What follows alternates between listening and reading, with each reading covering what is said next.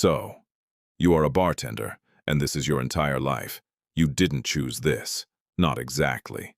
Nobody wakes up at 7 years old and says, I want to spend my night serving drinks to strangers. But here you are, behind the bar, and somehow this is where you belong. Your uniform is not a costume. It is armor, a clean white shirt, black vest, a towel over your left shoulder. Always your left. This is not a rule anyone taught you. It simply became true, the way all real things do, through repetition, until it was no longer a choice. The bar opens at 6. But your shift starts at 4. 2 hours before any customer walks through that door, you are already there, cutting citrus, checking stock, wiping down surfaces that will be dirty again in an hour. You do it anyway. This is called mise en place, the French term for everything in its place.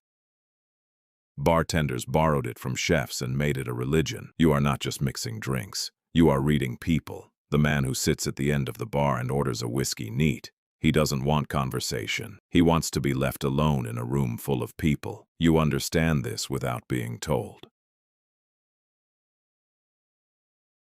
The woman who asks what you recommend.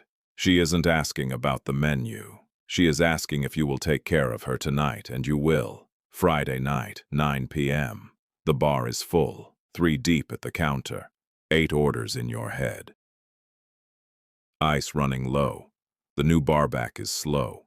The music is too loud to hear what table 12 is ordering, and someone just spilled a full glass of red wine and is smiling at you like it's funny. This is called the rush, and this is where you find out who you really are.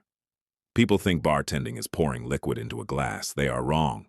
A perfect old-fashioned takes 4 minutes. The ice must be a single large cube, not crushed, not small, because surface area determines dilution rate, and dilution rate determines taste. The orange peel is expressed over the glass, not dropped in. This releases the oils. The difference between a great old-fashioned and a mediocre one is invisible to most people, but they feel it. Here is something they don't tell you about working behind a bar. People will tell you things they have never told anyone. A man celebrating his promotion will tell you he doesn't actually want the job. A woman on a first date will lean over while her date is in the bathroom and say, "He's nice, but I already know." A regular will tell you about his divorce 6 months before he tells his children. The bar is a confessional, and you are the priest, except you serve whiskey instead of penance. And honestly, it works better. Let's talk about your arsenal, your hands. After 6 months behind a bar, your hands become machines.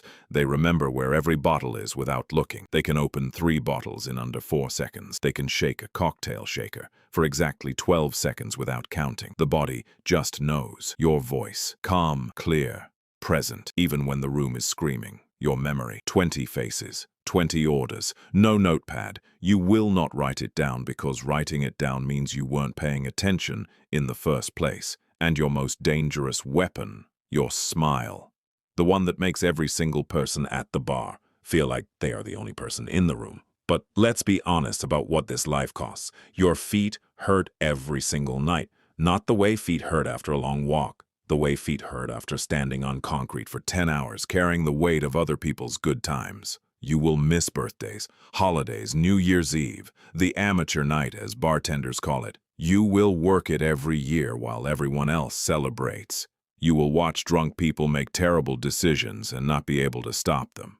You will serve someone their 4th drink knowing the 3rd was one too many, and you will do it because this is the job. 2 a.m. last call. You announce it the same way every night. Not too loud, not aggressive, just last call, folks. The words land differently at 2 a.m. They carry a kind of gravity that no other phrase in the English language carries at that hour. The bar clears slowly. The last regular finishes his drink, nods at you, doesn't say goodnight. You too are past that. The lights come up, the music stops, and the bar that was alive an hour ago is just a room again. Now you, clean, everything that happened tonight. The laughs, the arguments, the confessions, the spilled drinks, the first dates and the last fights.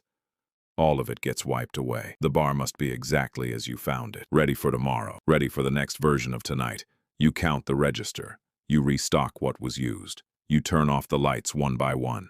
You walk out at 3 a.m. into a city that is already asleep. Your shoes smell like spilled beer and citrus. Your hands carry the ghost of 100 handshakes and the muscle memory of 10,000 pours. You are not just a bartender. You are the keeper of the night, the one who stayed when everyone else went home. And tomorrow night, you'll be back, because this is your entire life, and you wouldn't trade it.